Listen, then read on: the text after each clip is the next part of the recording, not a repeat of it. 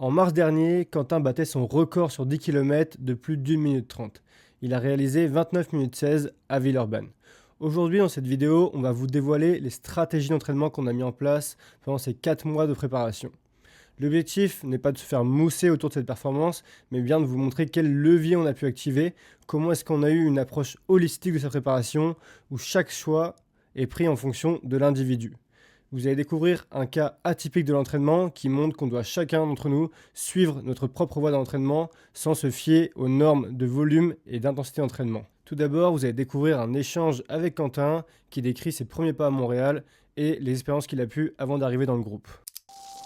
Ok Quentin, est-ce que tu peux nous parler un petit peu maintenant de ton arrivée à Montréal, ce que tu faisais avant et puis dans quel état d'esprit tu es arrivé sur Montréal avec le groupe d'athlétisme? Absolument.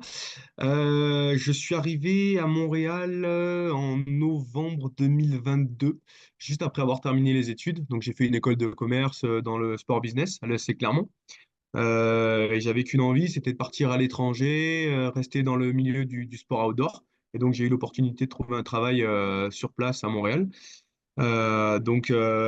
Changement de vie assez rapide. Ça s'est fait très, très rapidement. Donc, je suis arrivé en novembre 2022 et l'idée sur place, c'était de trouver un club qui me permettrait de m'améliorer notamment sur du demi-fond, notamment 5 km, 10 km. Je savais que moi je viens de la montagne, du trail, moi je savais que à Montréal, là-bas, les sentiers, c'était pas forcément ce qu'il y avait de mieux. Donc, en fait, je me suis dit, bah, c'est peut-être l'occasion de faire un peu plus de la piste, puis avoir une vraie expérience sur cette discipline, découvrir un peu l'athlétisme, quoi. J'ai fait des entraînements tests avec deux, trois clubs à mon arrivée. Le dernier club sur lequel je suis tombé, bah, c'est le Saint-Laurent-Sénèque. Et je suis arrivé au groupe de Samuel Marion, en décembre, mi-décembre, je crois que c'était 2022. Et voilà, après deux ou trois entraînements en test, avec toi notamment, Kyrian, de suite le feeling est super bien passé, bonne ambiance dans le groupe. On voyait que les gars, c'était que des jeunes motivés, professionnels dans leur démarche. Et puis le coaching aussi très professionnel avec un plan adapté à chacun, personnalisé, avec beaucoup de suivi. Et donc du coup, de suite, j'ai voulu rentrer dans le groupe. Et donc voilà, mon arrivée à Montréal, et j'ai commencé vraiment les entraînements sérieusement en janvier 2023. Ok, donc toi, finalement, tu venais plus vraiment du monde du trail, de la montagne. Quentin, il le dira peut-être pas forcément, mais il avait eu deux ou trois sélections, il me semble, en équipe de France, championnat d'Europe junior, championnat du monde junior. Et puis avec Monaco par la suite, tu as fait d'autres sélections. Donc, Quentin, depuis 2 ans, tu faisais plus du vraiment vélo de montagne, ski de rando, trail. Et puis, tu as quand même fait pas mal de 5-10 km avant 2020. Et puis là, c'était un retour un petit peu pour toi, c'est ça? Ouais, tout à fait. Moi, j'ai commencé la course en montagne, du coup, en première terminale, donc c'était aux alentours des 17-18 ans. Jamais fait d'athlétisme, à part les crosses du collège, les crosses UNSS. Mais voilà, du coup, j'ai vraiment découvert ce milieu de la montagne et j'ai vraiment pris goût. Et donc, c'est ça, j'ai fait une sélection avec l'équipe de France junior, les Europes et les mondes. Et j'ai la chance, du coup, d'être licencié au club de Monaco. Je suis originaire de Monaco et donc Monaco, c'est aussi un pays à part entière. Et donc, j'ai eu la chance de pouvoir représenter la Fédération monégasque d'athlétisme sur deux autres championnats du monde, deux courses en montagne. Donc, c'était vraiment de très belles années, très belles expériences. Et après, effectivement, pour mes études à Clermont-Ferrand, c'est là où j'ai découvert un petit peu les entraînements sur piste, les 10 km. Donc voilà, j'ai fait environ une année et demie. Euh, un peu plus de pistes, 10 kills, mais avec toujours les objectifs des championnats de France de montagne, de trail. Donc voilà, c'était un peu un mixte et c'était vraiment plus du plaisir qu'autre chose. Et puis après, voilà, j'ai arrivé sur Annecy. Et donc pendant 2 ans, Annecy, c'est ça, ça a été VTT, ski de rando, trail. Beaucoup de blessures aussi parce que pas d'entraînement, pas de plan, pas de coach. C'était vraiment au plaisir. Et évidemment, dans ce genre de sport d'endurance, le volume. Le volume est souvent quelque chose qui attire beaucoup et donc on a tendance à trop en faire et à se blesser. Donc voilà. Pour maintenant, rentrons dans les détails un peu plus techniques et spécifiques à la course à pied, après cette présentation un petit peu générale. Lorsqu'on commence une collaboration avec un coureur, on essaye de savoir s'il a plutôt un profil puissance ou un profil endurance, c'est-à-dire est-ce qu'il est meilleur sur les courtes distances ou les longues distances. Clairement, Quentin, avec son passif, on peut dire qu'il a un profil plutôt endurant. Mais avec les tests qu'on a fait, on peut voir que c'était plutôt contrasté. C'est-à-dire qu'il est quand même plutôt un profil à tendance endurance, mais pas non plus très éloigné de la puissance. Cela, je peux le dire par deux points notamment majeurs. Le premier, ça va être le test de lactatémie qu'on avait fait à l'entraînement. Il était monté à plus de 12 millimoles à la fin sur une allure qui était même pas son allure 5000 mètres. Un athlète qui aurait vraiment un profil endurance, il n'aurait pas été capable de monter à ses lactatémies et d'être à cette aisance puisqu'il arrivait vraiment à me parler à la fin, il était vraiment encore en contrôle physiologique après ce 2000 mètres. Donc des athlètes avec un profil vraiment endurance seraient pas capables de monter aussi facilement, aussi haut en lactatémie. Ça nous montre qu'il a quand même une typologie plutôt fibre rapide et qu'il est capable de faire monter son lactate assez facilement tout en étant en contrôle. Deuxième point qui me fait dire ça, c'est vraiment sa performance aussi sur 1500 mètres. Il a réalisé 3 minutes 53 en pleine préparation 5000 pour son deuxième 1500 mètres de la saison, sans aucune préparation spécifique, qui était quand même un chrono intéressant pour lui, puisqu'il n'avait aucun passif sur cette discipline. Donc finalement, Quentin, je dirais que d'un point de vue physiologique, c'est quelqu'un de plutôt d'équilibré, avec une tendance quand même plutôt endurance, mais comme il a des grosses limites au niveau mécanique, au niveau neuromusculaire, au niveau orientation des forces, eh bien ses tests de vitesse maximale étaient mauvais, et sur 800 mètres, il ne serait pas très performant, mais plutôt dû à ses paramètres biomécaniques et neuromusculaires, parce qu'au niveau physiologique, au niveau typologie musculaire, il serait plutôt équilibré. Si on rentre un petit peu dans le profil psychologique de Quentin, je dirais que c'est un profil très très intéressant.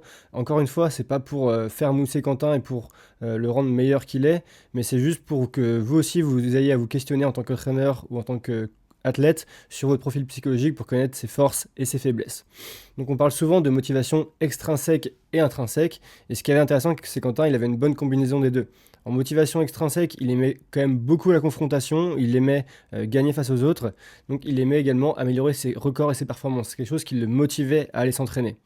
La motivation intrinsèque, il l'avait également énormément, puisqu'il adore tout simplement le fait de courir dehors, le fait de pratiquer la course à pied. Il aimait également ça pour le côté santé et il aimait se dépasser d'un point de vue physique lui-même sans même parler de performance. Il a également une bonne psychologie en compétition, c'est-à-dire qu'il avait une bonne gestion de l'effort. Souvent, je lui donnais pas vraiment de split, mais rien que sur un 5000, il arrivait à bien gérer son effort. Je pense que c'est dû à son passif, notamment de trailer, où en trail, souvent, on se retrouve dans une côte qui va durer 20-30 minutes et on vient vraiment gérer son effort en interne pour essayer de faire le meilleur temps en moyenne sur cette côte. Et bien, je pense que sur 5000 mètres, c'est un peu la même chose pour lui.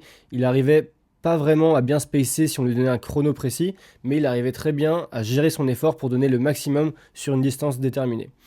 Donc je pense que ces points d'amélioration étaient vraiment sur la tactique de course, sur tout ce qui est très spécifique à l'athlétisme sur piste. Le pacing, les stratégies, la foulée de course, la vitesse maximale, c'était vraiment ça, ces points d'amélioration et ces points forts d'un point de vue physiologique, dû à son passif de trailer. Quentin a passé beaucoup de temps également, comme il vous l'a dit, dans les sports outdoor, à pratiquer en montagne, pratiquer du vélo, du ski de rando. Donc il avait un système cardiovasculaire très développé, donc une grande capacité à transporter et aussi utiliser l'oxygène au niveau musculaire, une grande capacité, comme j'ai mis, à clairance métabolique, c'est-à-dire au niveau mitochondrial, à venir faire la clairance du lactate et les autres sous-produits. Ça, c'est quelque chose où il était fort. Également, il arrivait bien à contrer l'acidité, ce qu'on a pu voir lorsqu'on a fait un petit peu d'intensité 800 et 1500 mètres. Il répondait plutôt bien à cela. Une des premières choses que Quentin m'a dit en arrivant dans le groupe, ce qui fera la transition avec la partie d'après, il m'a dit qu'Ariane, moi, dès que je fais plus de 50 km par semaine, je me blesse. Donc moi, je vois ça, je me gratte un petit peu la tête, parce que je vois d'un côté un grand potentiel physique à faire des grandes performances avec une bonne progression éventuelle, mais d'un autre côté, quelqu'un qui peut se blesser très facilement. C'est un peu comme si vous voyez une personne avec un moteur de Ferrari arriver, mais avec des roues de vélo. Et bien, si vous appuyez à fond sur le moteur, les roues de vélo, elles vont pas tenir très longtemps et on va pas aller très loin. Donc il a fallu faire une preuve d'une grande précaution à l'entraînement. Pour que vous compreniez mieux les stratégies d'entraînement qu'on a pu mettre en place pour préparer le 10 km de Villeurbanne, je vais vous parler maintenant un petit peu de la saison de Quentin qu'il a pu faire à Montréal, ici en 2023. Donc comme Quentin l'a dit, il arrive en novembre 2022 à Montréal, il intègre tranquillement le groupe, et puis vient la saison hivernale avec des 3000 mètres en salle. Il réalise rapidement 8 minutes 19 sur 3000 mètres à Boston, ce qui est une excellente performance, avec seulement 8 semaines d'entraînement, avec en moyenne 45 km par semaine.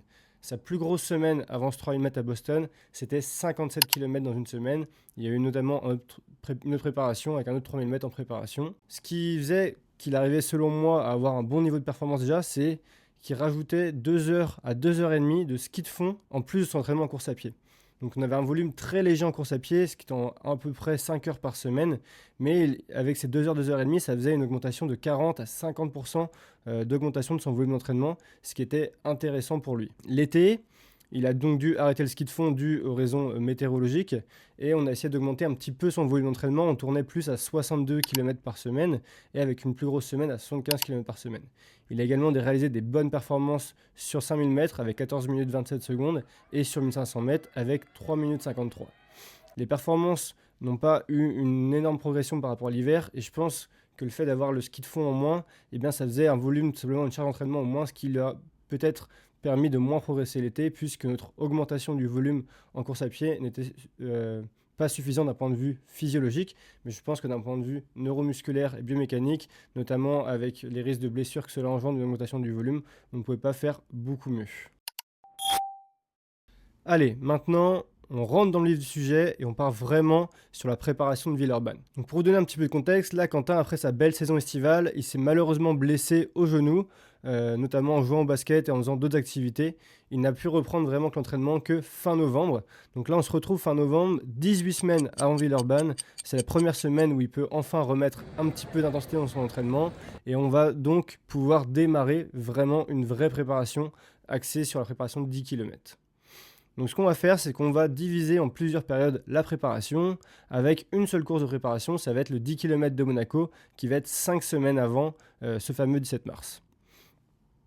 Donc ce qu'on va faire, c'est qu'on va faire une première période de reprise générale de 3 semaines où on va juste revenir à un niveau normal de volume et retravailler un petit peu toutes les intensités. Ensuite, on va faire un bloc de 4 semaines, un bloc VMA, donc vitesse maximale aérobie, avec plutôt des allures 3000 mètres sur des répétitions courtes. Pourquoi est-ce qu'on fait ça? Parce que je pense que c'est un point qu'on a besoin de travailler chez Quentin, une marge au niveau biomécanique et au niveau énergétique qu'on avait besoin de se donner par rapport à l'allure 10 km. Donc on fait ça pendant 4 semaines. À la suite de ces 4 semaines, on démarre un autre bloc de 5 semaines où là, on va venir travailler une séance d'intensité. On va combiner du second seuil avec vraiment de l'allure qu'on peut tenir 30 à 45 minutes, combiné en fin de séance avec de l'allure 10 km. La seconde séance, ça va être un rappel d'allure 3000 mètres, donc toujours sur des répétitions courtes, avec également de l'allure 10 km. Donc voilà, selon les séances, on pourra changer, varier un petit peu le temps des répétitions, comment est-ce qu'on ajuste les variations entre allure 3 km et allure 10 km, mais c'est un petit peu ça l'idée. Ensuite arrive la course de Monaco qui va constituer pour nous la première réelle séance pédikilomètre. On la prend vraiment comme ça. On n'a pas fait de vrai pédikilomètre très difficile avant cette course et c'était voulu parce qu'on voulait vraiment programmer notre pic de forme pour Villeurbanne. S'ensuit ensuite 5 semaines de préparation après Monaco jusqu'à Villeurbanne où là on va être vraiment plutôt dans l'allure pédikilomètre en faisant des rappels d'allure au second seuil et des rappels d'allure 3000 mètres. Pour vous donner un petit peu quelques chiffres de cette préparation, on a tourné en moyenne sur ces 18 semaines à 76 km, ce qui n'est donc vraiment pas énorme pour son niveau de performance où des athlètes réalisent plutôt en général 100, 110 voire 130 km par semaine pour réaliser des chronos en bas de 29 minutes. Sa plus grosse semaine était 87 km. Vous vous rendez déjà compte que ces niveaux de volume d'entraînement, c'est une belle augmentation pour Quentin par rapport à ce qu'il avait l'habitude de faire, que ce soit l'été passé ou même l'hiver d'avant. Donc on est vraiment content de ça. On a pu s'entraîner complètement, très régulièrement pendant 18 semaines sans qu'il y ait de blessures. Ensuite, au niveau de la distribution de l'intensité d'entraînement, on se situe vraiment dans un modèle plutôt polarisé avec 83,8% du volume en zone 1, c'est-à-dire sous le premier seuil de lactatémie, ce qui correspond à de l'allure environ 3,35 du kilomètre pour Quentin, même si la majorité de ses jogs sont réalisés autour de 4,20, 4,30 du kilomètre et pas vraiment à 3,30, 3,45 du kilomètre. Ensuite, il y a 6% en zone 2, qui est donc l'allure pour nous proche du second seuil. C'est là où on passe vraiment la majorité de ces 6%. Ensuite, les 10% restants, ils vont se faire en zone 3, où là, on va venir vraiment travailler les allures 10 km, les allures 5000 mètres, et il y a également les allures 3000, 1500 mètres, mais également les allures de sprint qui sont dans cette zone. Voilà, ça fait une zone assez vaste. Donc vous pouvez voir qu'on a eu une augmentation du volume qui était très progressive par rapport à l'hiver dernier, mais une augmentation quand même du volume d'entraînement qui a sûrement permis d'avoir des adaptations intéressantes. Maintenant, si on rentre vraiment dans les clés de cette préparation et vous montrer comment est-ce qu'on a individualisé l'entraînement, quelles stratégies on a mis en place et des points sur lesquels vous aussi, vous pourriez vous appuyer dans votre contexte. Le premier point, c'est vraiment qu'on a fait presque aucune séance au carton, c'est-à-dire un RPE supérieur à 8 sur 10. On était vraiment souvent dans les séances spécifiques à 7, 8 sur 10. La seule séance où il était vraiment supérieur à 8 sur 10, c'est tout simplement le 10 km de Monaco qui constituait en lui-même une séance spécifique 10 km.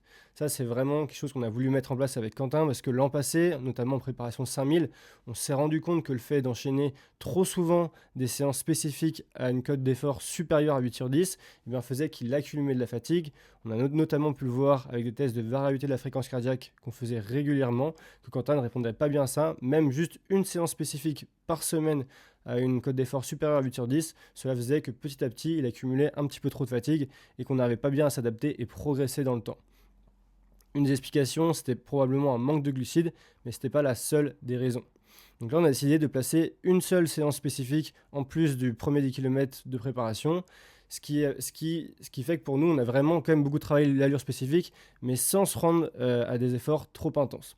Je pense que c'est un point qui était vraiment intéressant pour lui, parce qu'au final, ces séances, ça permettaient de se rassurer, mais une fois que la forme est là, pourquoi est-ce qu'on devrait toujours vouloir en rajouter, alors que finalement, on n'a peut-être pas besoin, on a plus de risques à le faire qu'autre chose. Ça, je pense que c'est adapté à chacun, mais là, c'est un bon point que j'ai pu retirer, notamment sur les préparations 5000, 10 000, qu'on n'a pas toujours nécessité de se mettre au carton et qu'on grille plus de cartouches qu'autre chose à le faire. Qu'on a plutôt intérêt vraiment à en avoir sous le pied, en avoir sous la réserve et qu'on peut accumuler plus de séances en faisant ça et avoir un meilleur progrès au final. Deuxième point qui va un petit peu dans ce sens, c'est qu'on avait seulement 2 séances intenses par semaine. Quand je dis séance intense, c'est des séances supérieures à la zone 1, c'est-à-dire qu'on va chercher la zone 2, donc du seuil, des allures 3 km, des allures 10 km en zone 3. Si je peux vous donner un petit peu des exemples de séances quand même spécifiques 10 km qu'on a fait, il y a par exemple la séance que moi je jugeais clé, où celle-là je voulais qu'il monte à plus de 8 sur 10, finalement il était resté à 7 sur 10, car il était vraiment en forme. C'était 2 fois 2000 mètres, 1600 mètres, 1200 mètres, tout couru à allure 10 km. La deuxième séance, un peu plus également intense qu'on avait fait, c'était un 10 fois 1000 mètres, récupération 1 minute à allure 10 km. Celle-ci finalement qui a été la plus intense notée par Quentin puisqu'elle a été notée à 8 sur 10. Mais on voit qu'au final, il était quand même bien puisqu'il en a fait 11 sans faire exprès, c'était perdu dans les comptes. Donc quand on en rajoute 1 sans faire exprès, c'est qu'on a quand même une bonne marge sur ce genre de séance. Donc c'est quand même quelque chose à noter, c'est qu'à aucune séance, Quentin n'a été vraiment chercher quelque chose de trop intense, trop difficile pour lui. Il est toujours resté dans un certain contrôle. Également, des points qu'on a mis en place, c'est un travail de vitesse maximale. Comme je vous ai dit au début, c'était quelque chose qui manquait chez Quentin, cette capacité neuromusculaire, cette capacité biomécanique à orienter ses forces, à renvoyer la raideur, renvoyer de l'énergie élastique. Donc on a fait travail de pliométrie, travail de vitesse maximale. Vous pouvez voir notamment une vidéo de quand il est arrivé en groupe, à quel point est-ce qu'on a besoin de travailler cet aspect de travail de pied, de raideur, qui était assez manquant chez lui. Également aussi des activités croisées. Ça, c'est Quentin, quelque chose qu'il aime bien en place. Je vous ai parlé du ski de fond tout à l'heure. Là, l'été, même quand il rentrait en France, il aimait bien faire du VTT. Il allait à la montagne le week-end, il faisait du ski de rando. Donc voilà, des activités croisées qui lui permettent d'ajouter à la fois du volume d'entraînement sans contrainte mécanique et également de s'évader, de penser à autre chose, d'être dans la montagne et de ne pas toujours avoir le stress du chrono qu'on a souvent sur les courses sur route et en demi-fond. Ça, c'est un élément très important. Finalement, un des conseils que je voulais vraiment vous partager, que Quentin met très bien en place, c'est la communication. Il me faisait vraiment des retours journaliers sur chaque séance. Il me donnait son RPE très régulièrement, m'envoyait des SMS, me mettait ses ressentis, comment il se sentait. Et je pense que ça, c'est vraiment une marque de quelqu'un qui a une approche de haut niveau.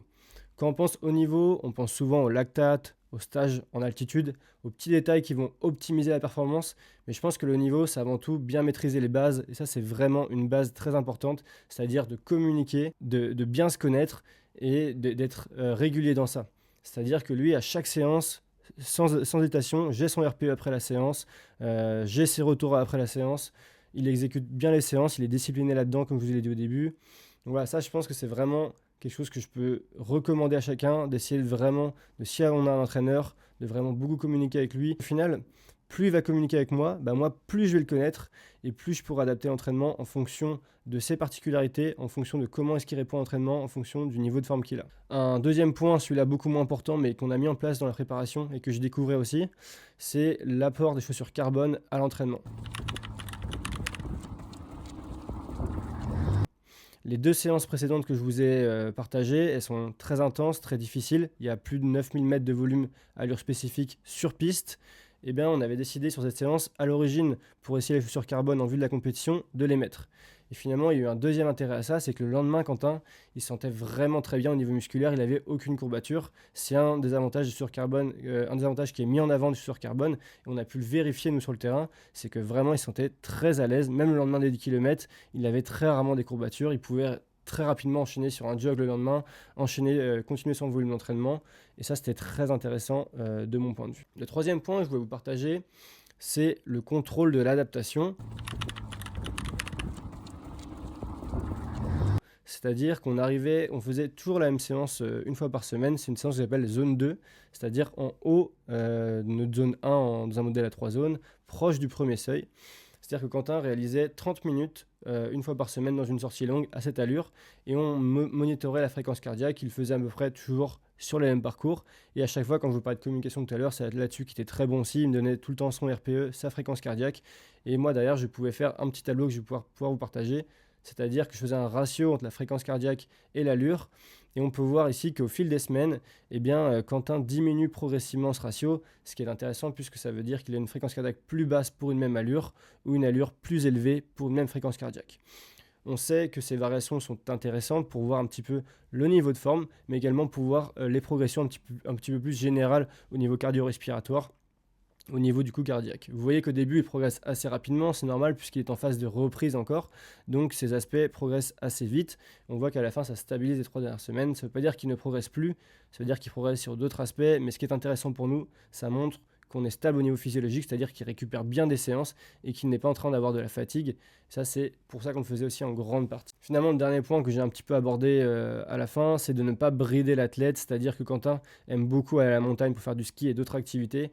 Et moi, je sais que d'un point de vue psychologique, ça aura un gros impact sur le reste de la semaine. C'est-à-dire que s'il peut aller le samedi, dimanche, faire ces 2 jours à la montagne, tout en faisant son entraînement en course à pied, bien sûr, je sais que le reste de la semaine, au niveau psychologique, ça va lui donner un boost et qu'il va pouvoir vraiment être focus sur l'entraînement, puisque ça leur a fait vraiment du bien. Le fait de s'échapper mentalement, le fait de baisser son anxiété. Le dernier point, c'est l'affûtage que je voulais mettre en place.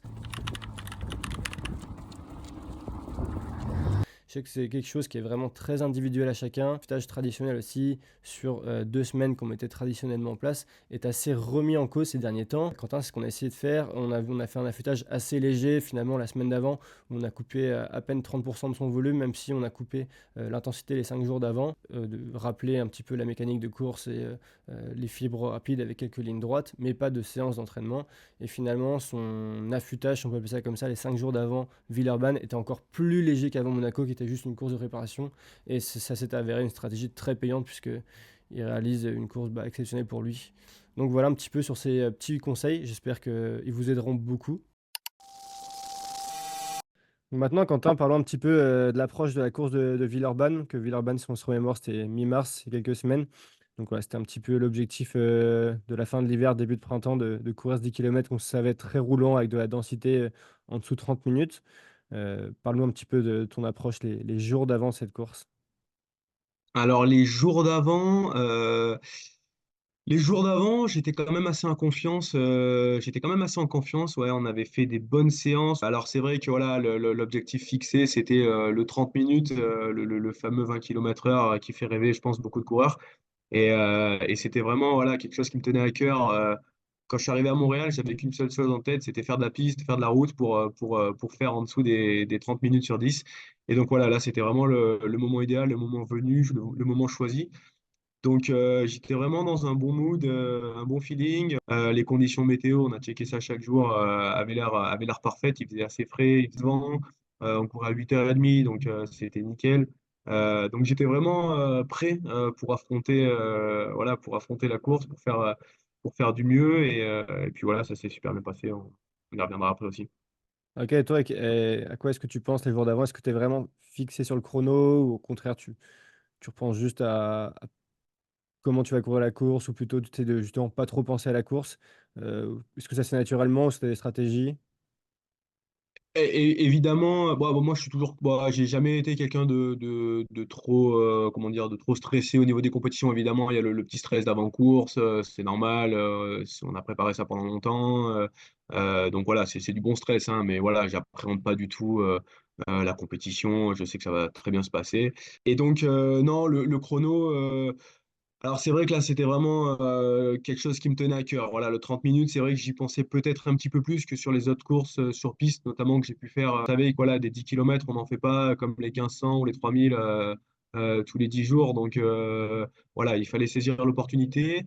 Je me suis pas pour autant mis trop de pression. Voilà, je savais que le boulot a été fait, que les conditions allaient être bonnes. Je savais qu'il allait y avoir de la densité. Donc je savais que voilà, toutes les conditions étaient réunies pour faire le chrono. Après, voilà, le chrono, on n'y pense pas pendant la course, en tout cas. Après, on déroule. Non, je suis pas quelqu'un qui a l'habitude de me mettre trop de pression, en tout cas sur les chronos. Ok, super. Et ouais, justement, tu as commencé à l'aborder, mais pendant la course, comment ça s'est passé dans ta tête? Décris-nous un petit peu les kilomètres, comment est-ce que tu as géré ça, mentalement aussi, comment ça s'est passé au-delà des temps de passage? Ouais, absolument. Du coup, voilà, on s'était fixé un départ un petit peu plus rapide qu'à la Monaco Run, course que j'ai pu faire, voilà, le 10 km de Monaco environ un mois avant, 4 semaines avant, je crois, ou 5, où j'étais parti peut-être un peu lentement. Là, on s'était fixé un premier kilomètre un poil plus rapide, aux alentours des 2,55, 2,57, histoire de, voilà, d'avoir cette petite marge pour la suite. Et donc voilà, ça a été un départ très très rapide. Je pense qu'au premier kilomètre, à la fin du premier, je devais être aux alentours de la 50e place. Donc pourtant, j'étais parti deuxième ligne. Donc voilà, beaucoup beaucoup de densité, beaucoup de monde.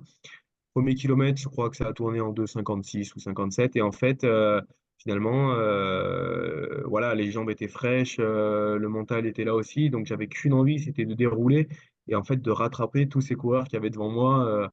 Donc en fait, jusqu'au 5e kilomètre, j'ai vraiment rattrapé groupe après groupe les coureurs kilomètre après kilomètre. Des super sensations, ça tournait entre 2,54 et 2,57. Et puis, 5e kilomètre, c'est ça, je rattrape le groupe de tête. Et groupe de tête qui était composé d'environ une douzaine de coureurs, je pense, il était encore assez gros.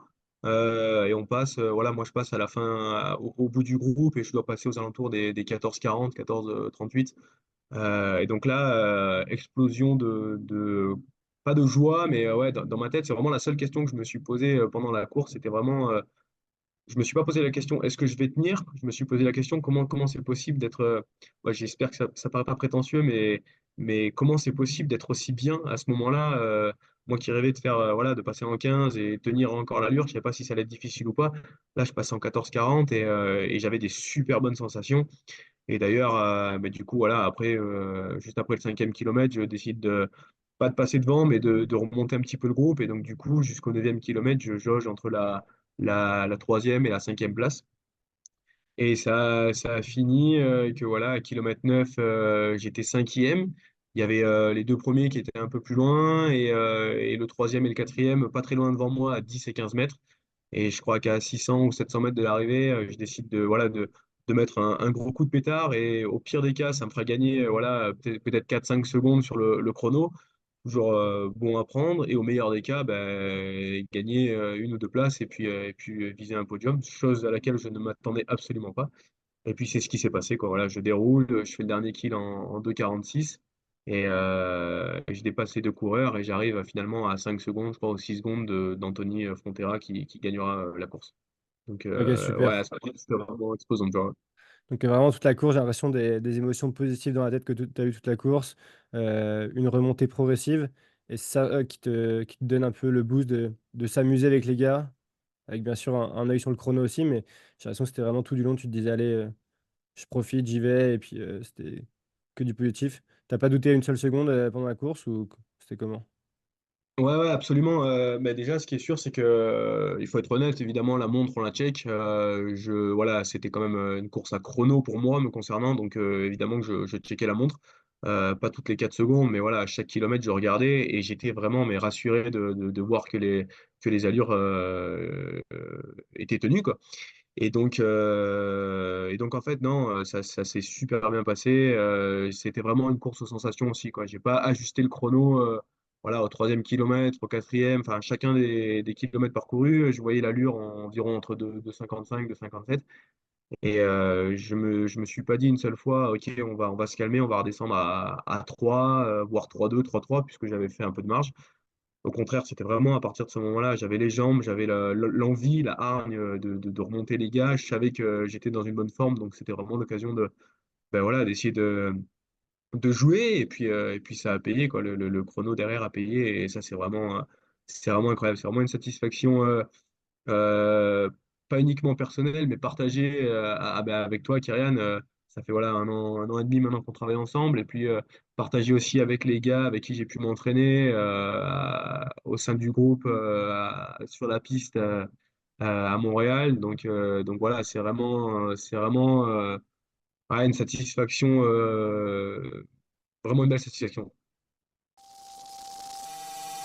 Et bien désormais, pour la suite, Quentin va se diriger vers une saison de piste sur 5000 mètres. On sait que sur le long terme, moyen terme, nos marges de progression sont avant tout sur le volume d'entraînement. Voilà, à 75 km de moyenne par semaine, on est loin des standards des athlètes de haut niveau. Donc on sait qu'on a quand même une marge de progression là-dessus. Sans se diriger vers des volumes à 150 km par semaine, mais voilà, rien qu'augmenter jusqu'à 90, 100 km par semaine, je pense qu'il y aura une belle marge de progression là-dessus, qui sont des volumes qu'on peut facilement quand même assimiler, même si on n'est pas athlète professionnel. J'espère que cette étude de cas, ce contexte t'aura plu, qu'il t'aura apporté des choses. Si tu veux me soutenir dans ce travail qui m'a demandé à moi et à Quentin aussi beaucoup de temps et beaucoup d'investissement, tu peux t'abonner et liker cette vidéo. N'hésite pas également à la partager à un ami qui débute la course à pied et qui aimerait recevoir des conseils d'une vraie étude de cas sans se laisser emmener dans les modes actuels d'entraînement qui nous envoient beaucoup vers le volume d'entraînement tout de suite, vers beaucoup d'intensité tout de suite. On voit qu'on peut progresser quand même sur le long terme en étant progressif, en étant sage et en adaptant son entraînement à soi en son contexte actuel. Je te dis à très vite, d'ici là, entraîne-toi intelligemment.